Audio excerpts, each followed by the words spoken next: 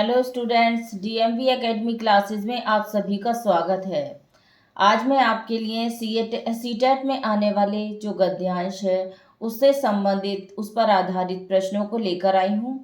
ये आपके लिए जो गद्यांश है, सबसे पहले मैंने इससे भी पहले वीडियो में आपको बताया है कि जब संस्कृत भाषा से संबंधित आप कोई भी गद्यांश से संबंधित प्रश्नों को करें तो उसमें सबसे पहले गद्यांश को एक बार अच्छे से पढ़ लें, उसका हिंदी अर्थ समझ लें, जो भी उसका अर्थ हो उसे समझने के बाद ही आप प्रश्नों के उत्तर दें, तो आपका एक भी प्रश्न गलत नहीं होगा। देखिए, सबसे पहले मैं आपको गद्यांश का अर्थ बता रही हूँ। सांप्रतिक युग वैज्ञानिक युगम वर्तते, कि जो वर्तमान युग है वो वैज्ञानिक युग है। अद्य मानवः तथैव नास्ति यथा शतं वर्षाणि पूर्वम आसीत्, आज मनुष्य वैसा नहीं है जैसा 100 वर्षों पहले था। सर्वेषां जीवने विज्ञानो उपकरणानि प्रविष्टानि, सभी के जीवन में वैज्ञानिक उपकरणों का यानी विज्ञान के द्वारा जो उपकरण बनाए गए हैं उनका प्रवेश हो गया है। नगरेषु ग्रामेषु च सर्वे जनः स्व स्व कार्येषु विज्ञानस्य साधनानां प्रयोगनं कुर्वन्ति, नगरों में और ग्रामों में सभी लोग अपने अपने कार्यों में विज्ञान के साधनों का प्रयोग करते हैं। रेल यानम दूरम गंतुम लोकप्रिय वाहनम अस्ति, रेलगाड़ी दूर जाने वालों के लिए लोकप्रिय यानी संसार में प्रसिद्ध वाहन है। दूरस्थः शब्दा अपि रेडियो माध्यमेन ग्राह्यन्ते, दूर स्थित शब्दों को भी हम रेडियो के माध्यम से सुन सकते हैं, उन्हें ग्रहण कर लेते हैं। अधुना टेलीविजन यंत्रम ओ महद उपकारकम वर्तते, आज टेलीविजन यंत्र बहुत अधिक उपकारक है। तेन ग्रहे स्थिता वयम चित्राणि पश्यामः, उसके द्वारा घर में स्थित रहते हुए हम चित्रों को देख सकते हैं। चित्रस्थ पात्राणाम वचनानि शृणुमः, चित्र में स्थित पात्रों के वचनों को सुन सकते हैं। कंप्यूटर यंत्रम लघुकायम अपि महद उपकारकम वर्तते, कंप्यूटर यंत्र छोटा होते हुए भी बहुत उपकारक है। यद्यपि सहस्राधिकानां विज्ञान उपकरणानां प्रयोगम अहर्निशम भवति, ये वद्यपि ने यद्यपि शब्द है इस लाइन में।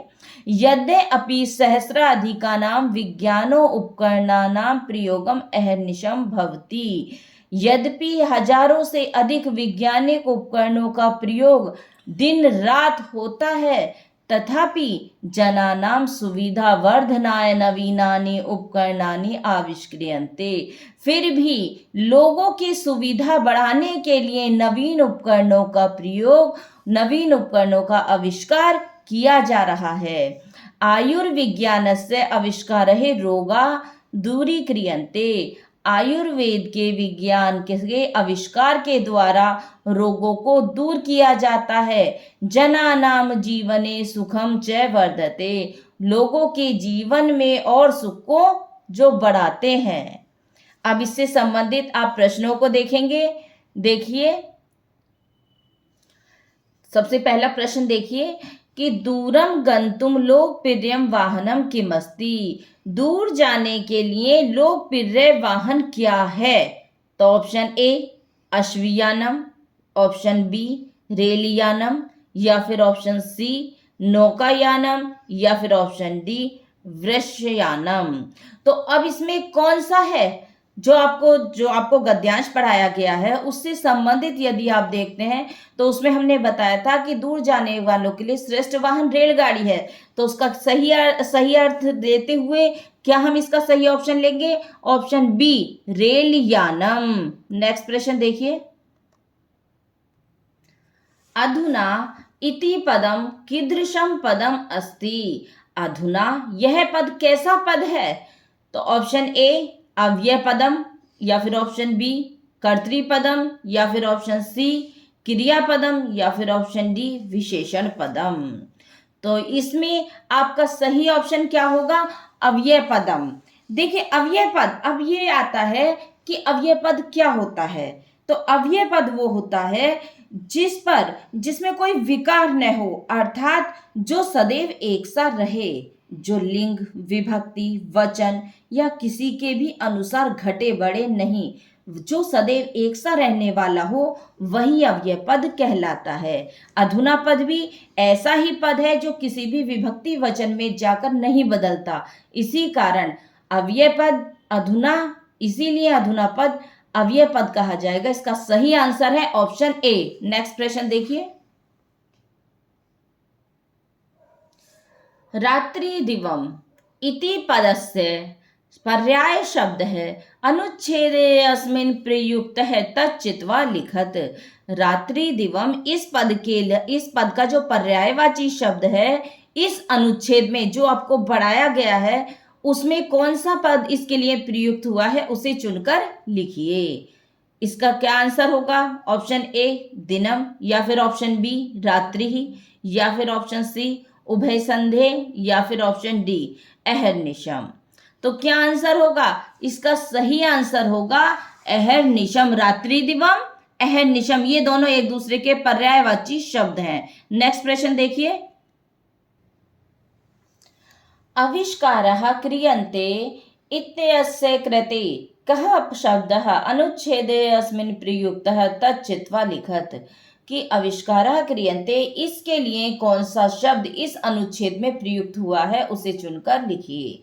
तो ऑप्शन ए मोदकानाम भक्षणम, या फिर ऑप्शन बी चित्राणाम निर्माणम, या फिर ऑप्शन सी पशूनाम धावनम, या फिर ऑप्शन डी आविष्क्रियन्ते। तो आविष्कारः क्रियन्ते, इसका जो शब्द प्रयोग हुआ है, इसके लिए जो अनुच्छेद में शब्द आया है वो आया है आविष्क्रियन्ते। इसका इसीलिए आपका सही आंसर होगा ऑप्शन डी आविष्क्रियन्ते। नेक्स्ट प्रश्न देखिए।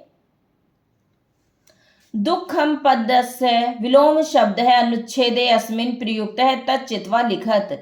दुःखम इस पद का विलोम शब्द इस अनुच्छेद में जो प्रयोग किया गया है, उसे चुनकर लिखो। तो ऑप्शन ए मधुरम, या फिर ऑप्शन बी पुष्पम, या फिर ऑप्शन सी फलम, या फिर ऑप्शन डी सुखम। तो दुखम सुखम, मधुरम कटु, पुष्पम का क्या होता है? पुष्पम कंटकम, फलम निष्फलम, सुखम दुखम। तो इसलिए आपका सही आंसर होगा ऑप्शन डी सुखम। नेक्स्ट प्रश्न देखिए। सांप्रतिकम युगम कीदृशम युगम वर्तते। सांप्रतिक युग कौन सा युग है, यानी वर्तमान युग कैसा युग है?